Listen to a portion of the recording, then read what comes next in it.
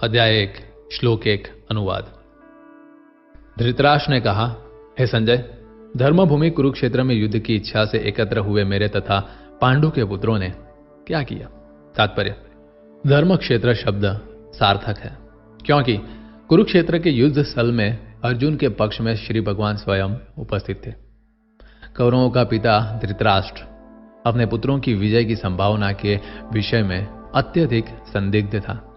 अतः इसी संदेह के कारण उसने अपने सचिव से पूछा, उन्होंने क्या किया?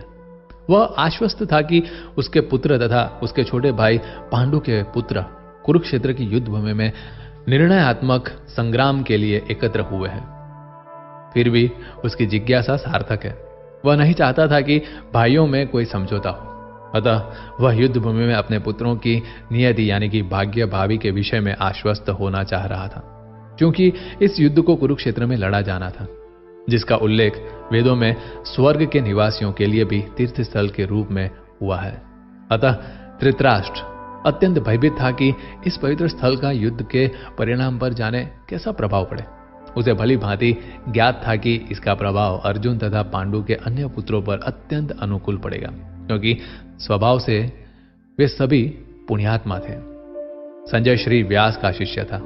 अतः उनकी कृपा से संजय धृतराष्ट्र के कक्ष में बैठे बैठे कुरुक्षेत्र के युद्ध स्थल का दर्शन कर सकता था। इसीलिए धृतराष्ट्र ने उसे युद्ध स्थल की स्थिति के विषय में पूछा। पांडव तथा धृतराष्ट्र के पुत्र दोनों ही एक वंश से संबंधित हैं, किंतु यहां पर धृतराष्ट्र के वाक्य से उसके मनोभाव प्रकट होते हैं। उसने जानबूझकर अपने पुत्रों को कुरु कहा और पांडु के पुत्रों को वंश के उत्तराधिकारी से विलग कर दिया। इस तरह पांडु के पुत्रों अर्थात अपने भतीजों के साथ धृतराष्ट्र की विशिष्ट मनस्थिति समझी जा सकती है। जिस प्रकार धान के खेत से अवांछित पौधों को उखाड़ दिया जाता है, उसी प्रकार इस कथा के आरंभ से ही ऐसी आशा की जाती है कि जहां धर्म के पिता श्री कृष्ण उपस्थित हो, वहां कुरुक्षेत्र रूपी खेत में दुर्योधन आदि धृतराष्ट्र के पुत्र रूपी अवांछित पौधों को समूल नष्ट करके युधिष्ठिर आदि नितांत धार्मिक पुरुषों की स्थापना की जाएगी। यहां धर्म क्षेत्रे तथा कुरुक्षेत्रे शब्दों की उनकी ऐतिहासिक तथा वैदिक महत्ता के अतिरिक्त यही सार्थकता है। अध्याय 1 श्लोक 2 अनुवाद। संजय ने कहा, हे राजन, पांडु पुत्रों द्वारा सेना की व्यूह रचना देखकर राजा दुर्योधन अपने गुरु के पास गया और उसने ये शब्द कहे।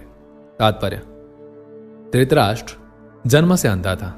दुर्भाग्यवश वह आध्यात्मिक दृष्टि से भी वंचित था। वह यह भी जानता था कि उसी के समान उसके पुत्र भी धर्म के मामले में अंधे हैं और उसे विश्वास था कि वे पांडवों के साथ कभी भी समझौता नहीं कर पाएंगे, क्योंकि पांचों पांडव जन्म से ही पवित्र थे। फिर भी उसे तीर्थ स्थान के प्रभाव के विषय में संदेह था। इसीलिए संजय युद्ध भूमि की स्थिति के विषय में उसके प्रश्न के मंतव्य को समझ गया। अतः वह निराश राजा को प्रोत्साहित करना चाह रहा था। उसने उसे विश्वास दिलाया कि उसके पुत्र पवित्र स्थान के प्रभाव में आकर किसी प्रकार का समझौता करने नहीं जा रहे हैं। उसने राजा को बताया कि उसका पुत्र दुर्योधन पांडवों की सेना को देखकर तुरंत अपने सेनापति द्रोणाचार्य को वास्तविक स्थिति से अवगत कराने गया। यद्यपि दुर्योधन को राजा कहकर संबोधित किया गया है, तो भी स्थिति की गंभीरता के कारण उसे सेनापति के पास जाना पड़ा।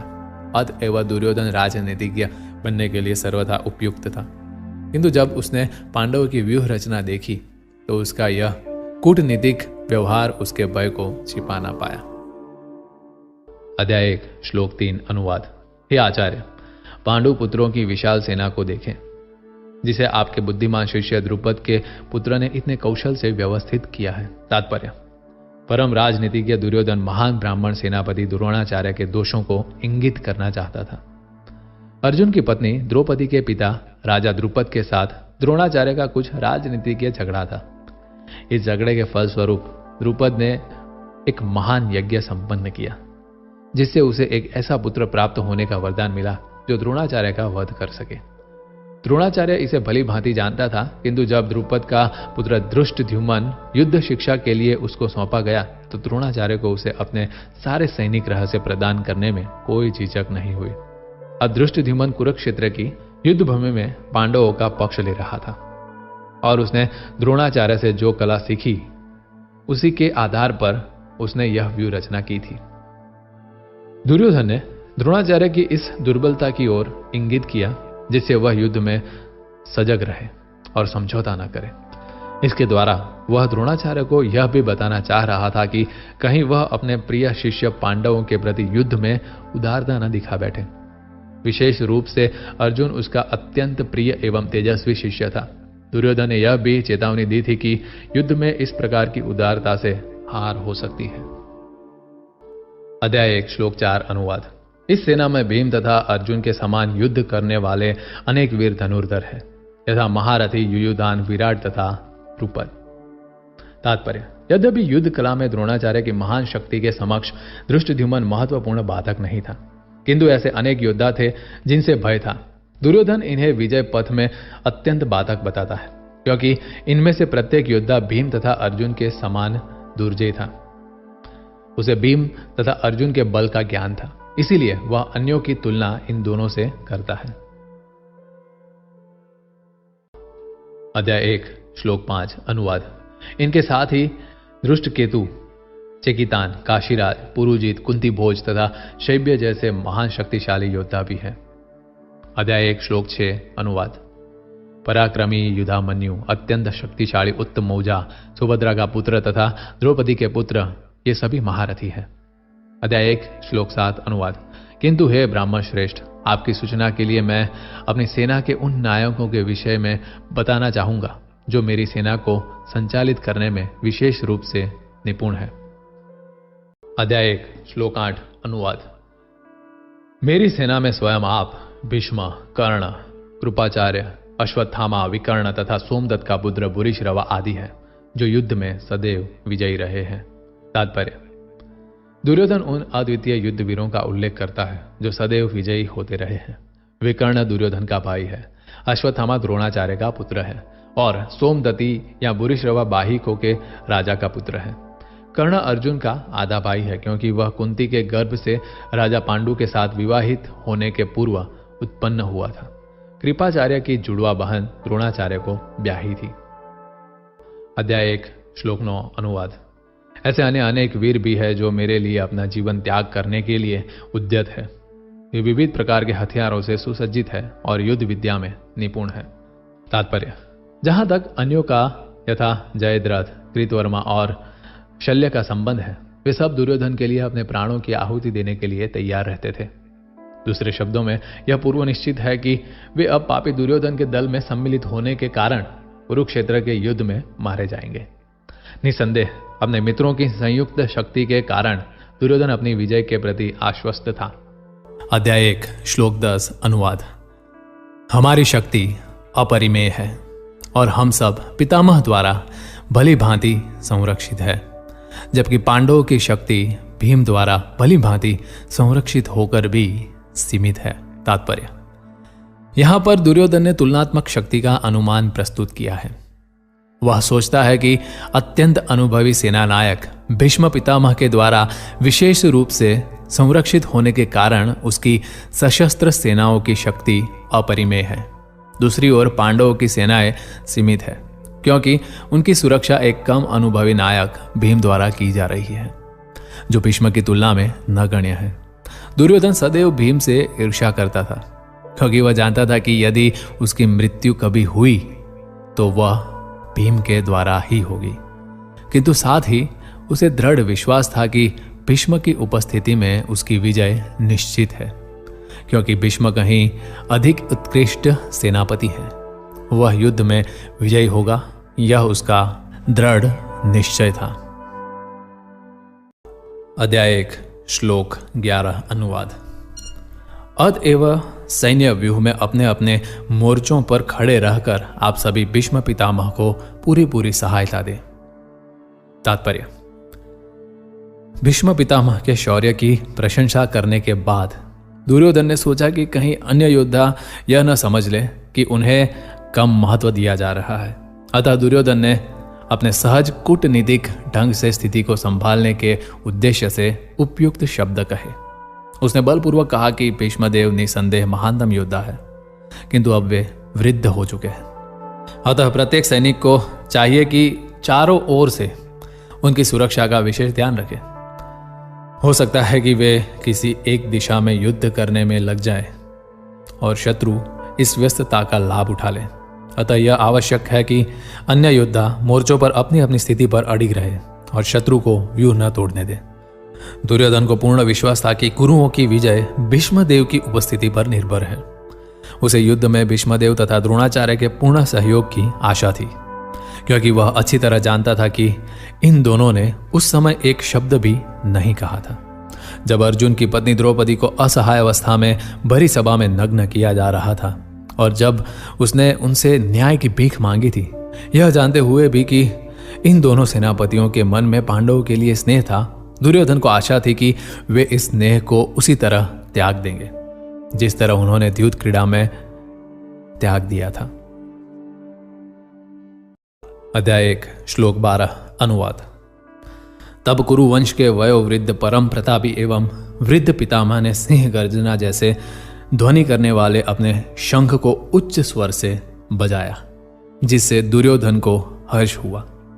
तात्पर्य: कुरुवंश के वयोवृद्ध पितामह अपने पौत्र दुर्योधन का मनोभाव जान गए और उसके प्रति अपनी स्वाभाविक दयावश उन्होंने उसे प्रसन्न करने के लिए अत्यंत उच्च स्वर से अपना शंख बजाया, जो उनकी सिंह के समान स्थिति के अनुरूप था। अप्रत्यक्ष रूप में शंख के द्वारा प्रतीकात्मक ढंग से उन्होंने अपने हताश पौत्र दुर्योधन को बता दिया कि उन्हें युद्ध में विजय की आशा नहीं है, क्योंकि दूसरे पक्ष में साक्षात भगवान श्री कृष्ण है। फिर भी युद्ध का मार्गदर्शन करना उनका कर्तव्य था और इस संबंध में वे कोई कसर नहीं रखेंगे। अध्याय 1 श्लोक 13 अनुवाद। तत्पश्चात शंख, नगाड़े, बिगुल, तुरही तथा सिंह सहसा एक साथ बज उठे। वह संवेद स्वर अत्यंत कोलाहलपूर्ण था।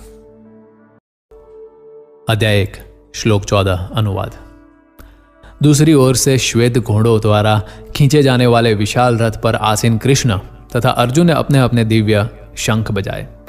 तात्पर्य: भीष्मदेव द्वारा बजाए गए शंख की तुलना में कृष्ण तथा अर्जुन के शंखों को दिव्य कहा गया है। दिव्य शंखों के नाद से यह सूचित हो रहा था कि दूसरे पक्ष की विजय की कोई आशा न थी, क्योंकि कृष्ण पांडवों के पक्ष में थे।